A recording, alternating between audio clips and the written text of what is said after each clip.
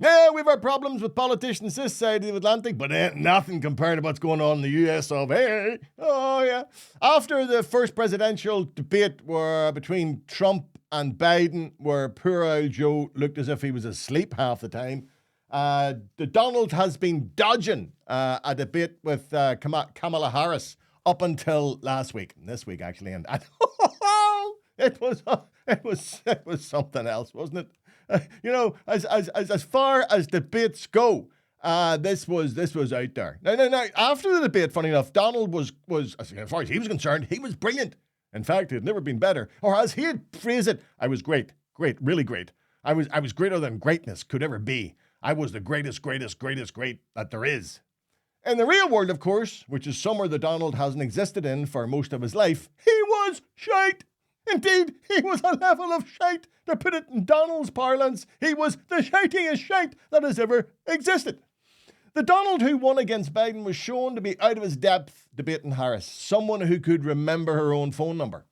He was further disadvantaged by the fact that his blatant lies were immediately challenged by the journalists hosting the debate. I mean, how is it fair that the Donald, if he can't just lie the way he's always lied and got away with it? But for the politics junkies such as myself who sat up to watch the debate at 2 a.m, the highlight wasn't what we'd thought it would be. Maybe the economy or health or even the Ukrainian war. No, it was this. In Springfield, they're eating the dogs, the people that came in. They're eating the cats. They're eating the pets of the people that live there. And this is what's happening in our country, and it's a shame. Immigrants were eating dogs and cats of the residents of Springfield. My 2 wee dogs are still traumatized. I've got my wee dogs in Doggy Valium. They haven't got over that. Every time I put a pot onto the oven, they run onto the couch. The 2 wee things are totally traumatized. Yet after all the lies and bluster and name-calling and bullying, the race for the presidency remains too close to call.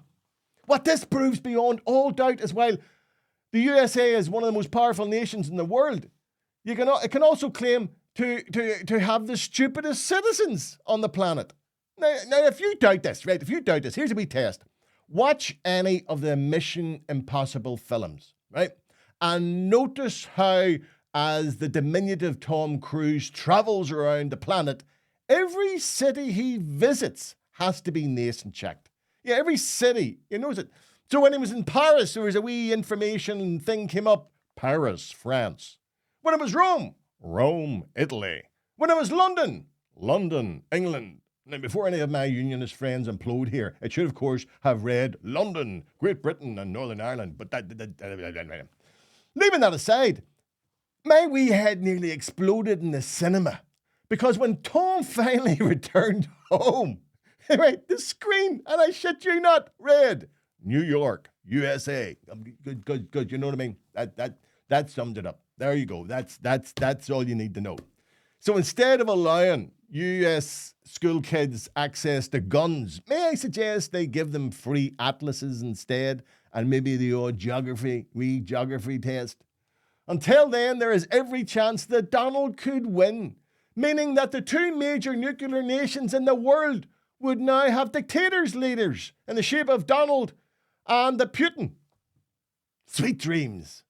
But remember, duck and cover.